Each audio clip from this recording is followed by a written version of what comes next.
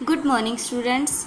Today we are going to read about ponds, lakes and rivers. Pond का मतलब तालाब, lake का मतलब झील and river का मतलब नदियाँ.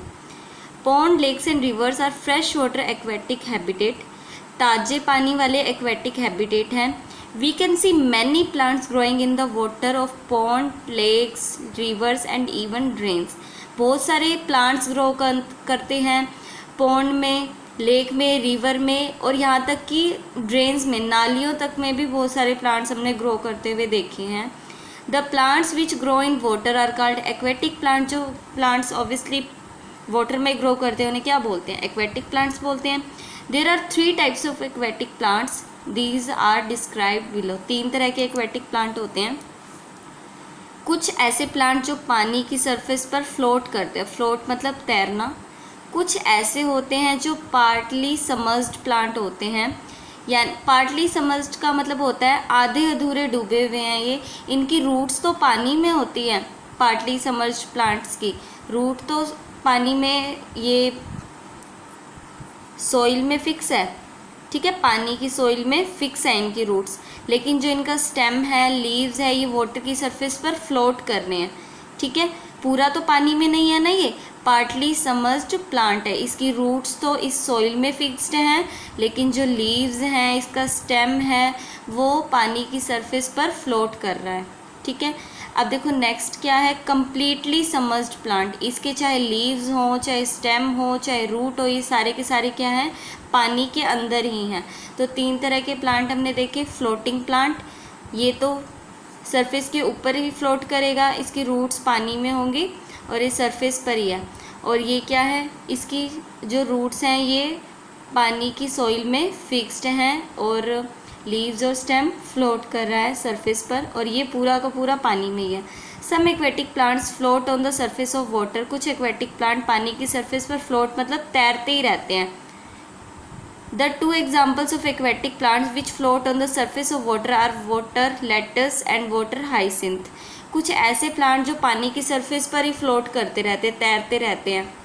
वो कौन से हैं? वाटर लेटस और वाटर हाइसिंथ. वाटर हाइसिंथ का मतलब होता है जलकुंभी. तो ये 2 प्लांट्स के नेम आपको याद रखने हैं जो पानी की सरफेस पर ही फ्लोट करते रहते हैं. अब हम पढ़ते हैं some aquatic plants are partly submerged in water. कुछ ऐसे एक्वेटिक प्लांट्स हैं जो आधे अधूरे पानी में समर्ज्ड होते हैं. The roots of partly submerged plants are fixed in soil below water at the bottom of pond, lake और रिवर. जो इनकी रूट्स होती हैं वो पानी में जो सॉइल है, बॉटम होता है इसका जो निचला स्तर है, उसमें जो सॉइल है उसमें इसकी जड़ें फिक्स्ड होती हैं. The stem of such plant grow up to the surface of water.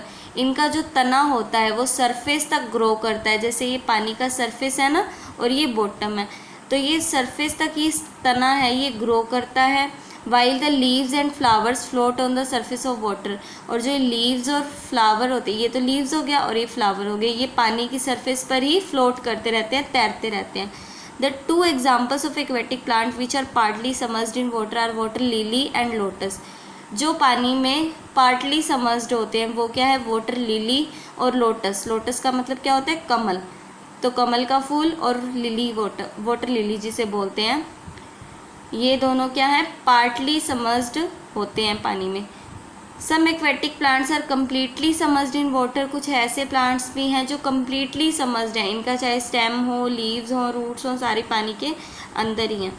The roots of submerged plants are also fixed in soil below water at the bottom of pond, lake और river. इनकी भी roots पानी के bottom की soil में fixed होती हैं. All the parts of such plant, इस प्लांट्स के सभी parts including stem, branches, leaves, चाहे स्टेम हो, चाहे ब्रांचेस हो, चाहे लीव्स हो, ग्रो अंडर वाटर. पानी के अंदर ही ग्रो करते हैं. The 2 example of completely submerged aquatic plants are hydrilla and vallisneria. Hydrilla और vallisneria completely submerged aquatic plants के एग्जाम्पल है. अब हम पढ़ते हैं कि अडेप्टेशन इन एक्वेटिक प्लांट्स.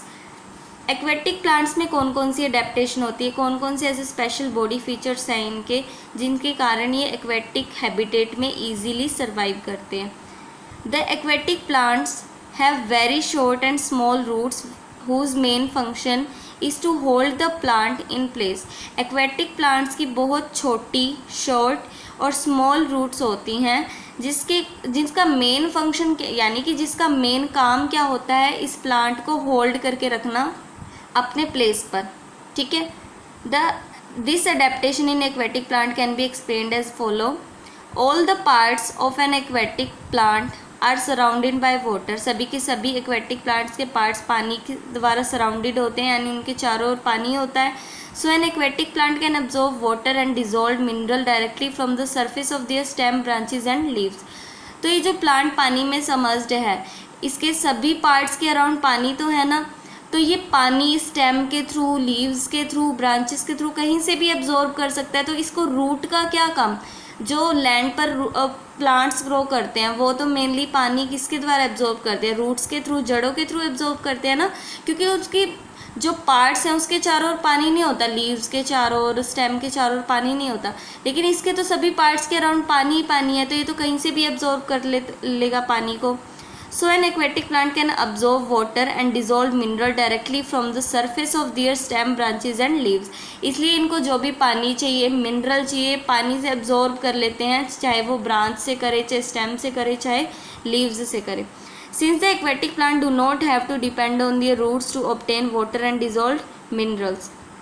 इनको अपनी रूट्स पर डिपेंड नहीं रहना पड़ता पानी को एब्जॉर्ब करने के लिए, जबकि जो लैंड पर ग्रो करते हैं जो प्लांट्स, उन्हें पानी को एब्जॉर्ब करने के लिए रूट्स पर डिपेंड रहना पड़ता है। Their roots are very short and small. इसलिए इनकी जो रूट्स होती हैं बहुत ज़्यादा छोटी होती हैं।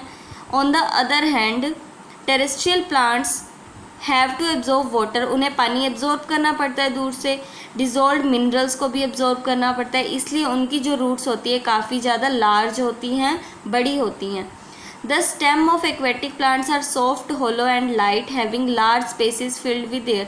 जो इनका स्टेम होता है, जो तना होता है, वो काफ़ी ज़्यादा सॉफ्ट होता है। जो पानी में प्लांट्स होते हैं उनका जो स्टेम काफ़ी ज़्यादा सॉफ्ट, होलो एंड लाइट यानी हल्का होता है। Having large spaces filled with air.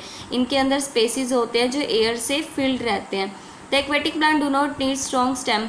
इनको स्ट्रॉन्ग स्टेम की कोई ज़रूरत नहीं होती, बिकॉज इन्हें सीधा खड़ा रहने के लिए पानी ही हेल्प करता है।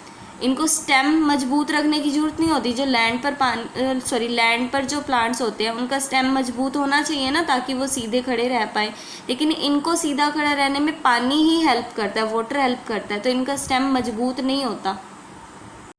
The submerged aquatic plant have narrow, thin ribbon-like leaves which can bend in flowing water of river streams and hence do not obstruct the flow of water. जो submerged plants होते हैं, जो completely submerged plants हैं, उनकी narrow यानी पतली thin ribbon